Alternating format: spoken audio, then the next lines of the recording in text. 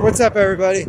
Okay, I haven't recorded a video in a while, and today I got a story to tell. I'm walking up Vista Del Mar, and I wanted to document one of the coolest sites in LA. And I don't know if you can see that. It's essentially a ghost town within the city limits of Los Angeles. The story behind this is Dockweiler Beach over there. See that? Ain't it pretty? LAX, the airport, when they were expanding, they knocked all this out. And I don't know the rationale behind it, but similar to what's going on in Altadena and all those areas that were affected by the wildfires, it took like decades to get these people out of here. I think there was a lot of stuff that happened in the courts with eminent domain. This is a really kind of, when you drive by here at night, it's almost enchanted. Especially when you see like photographs of what it was like back in the day. I mean, it was kind of a nice neighborhood. And when we get up there further past Napoleon Street, part of it's still there. Part of it's still alive, which is kind of cool. It's sad. I hope that the people were paid fair value. This is something that went on for like decades. It started in the 1930s, I think. And if memory serves, I think the last holdouts, there was one last house here being occupied. And it was like 1965 that they finally got them out. So you would think, you know, it's a tough situation. But, you know, the people who live in those areas that are near the brush fire prone land, those people have been there for decades. And what they're going through now, as much as I sympathize, it's nothing new. And I do think that there's a lot of financial chicanery going on there. Those people are putting their own lives in danger. So I think they should get fair value for their homes, but it's time to go. I mean, that's just the way the world works. But I've been paying a lot of attention to what's going on with Trump in Washington, D.C. And I kind of reached this really fascinating insight about a lot of things. And that is that if you're like me, you're intuitive. And if you're like me, you read energy. You read and interpret energy. And I found that a lot of times energy is pulling at me, and it almost feels like it's asking me for help or support. And because I'm a natural helper and I'm a natural giver, I always I show up. I'm like, okay, well, how can I help? And what I've learned now is essentially what my role in all of that is kind of a gatekeeper. And I don't remember the character from Greek mythology that was like the guardian of the river Styx, where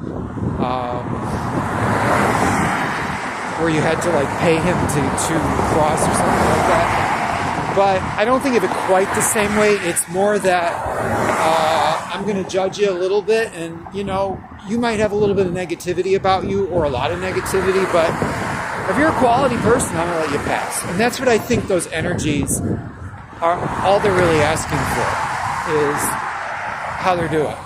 And so, another shot of the ocean. Yeah, this is a really nice drive at night. But when I first got here, and I drove past this, I said, I had no idea what this was. I was like, there's a story here with this. What is this all about? And the way this stuff played out back home in Chicago is a lot different, but it's kind of the same political issues. And, you know, regardless of who anybody, and I've talked about this in other videos, but I'm going to kind of tweak a little bit what I said in my past video. If you recall, if you're watching my channel, that regardless who you voted for, whether you voted for Trump or Kamala Harris, if you want change, you won. If you're a good person, you won. If you're an honest person, you won, right? But I'm going to tweak that a little bit. And I'm going to say it this way. The essence of what I'm saying there is still true. But what I want to tweak about that is that the change is inevitable. The change is already upon us. And I just think personally that the only way we can come out ahead of this is to remind ourselves about what really matters and to get back to the fundamentals of the things, I guess, and the basics of it, of the things that we know to be right and true.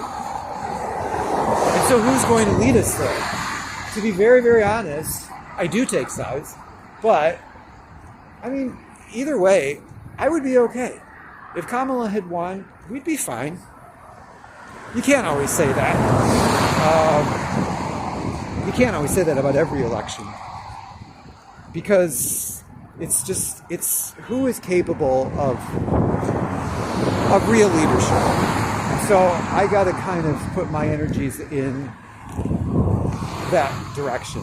And even if I got to pay for this a little bit, I don't mind doing it, honestly, because sometimes it's kind of like no pain, no gain, where it's just, just got to go through this, but the long-term benefit is what's key. So here's more of this. I don't know if you can see this. You can see kind of the remaining houses, that all this is still alive back there. It's the other side of Napoleon Street. And parts of this is a park, so it's not all blocked off. Like there's a dog trail over there. You see it's like a hill. Oh, there's an airplane going over. So, but what's interesting about this is that I actually grew up literally I think 4 blocks away from Midway Airport in Chicago. And the airplanes used to go over all the time. So I don't know. I think I got a unique insight into all of this. But anyway, that's just the way of the world. But this is a really, really fascinating site at night. And I think I might come back here and do another video at night. I had to figure out, I've been wanting to do this video for a while. I had to figure out, okay, parking, logistics of parking in LA are always fun. But I figured that one out. And do one more shot. The mountains in the background. The one thing, these vistas in LA are just gorgeous. But no pain, no gain. And I think it's all for the best. I think wherever Trump is taking us, he's playing some kind of 4D chess, and I trust he knows what he's doing. And what else can we do? Because the reality is the technology, some of it is disruptive to the point where it could cause real damage to a lot of people. And when you have, again, real leadership, people who really get it, it doesn't turn into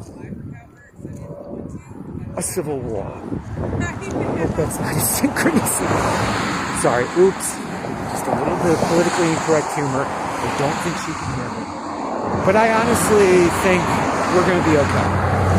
And I think there are scenarios, there are doomsday scenarios, and there are existential threats, and I think we've conquered that.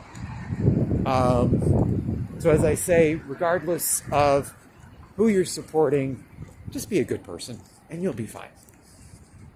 And that's really my message, and I'm sticking to it. So let me cross the street now that there's no cars, and I think I'll wrap it up here. I think I talked about what I want to talk about here. We're closer. This is Dockweiler Beach, and I haven't really explored much of this area here. So, kind of cool. Kind of cool. Okay, everybody. There we go. There's Napoleon Street. You can see the houses are still there. Okay, that's all. So I'm going to do another one of these at nighttime, but thanks for watching, and I'll see you in the next one.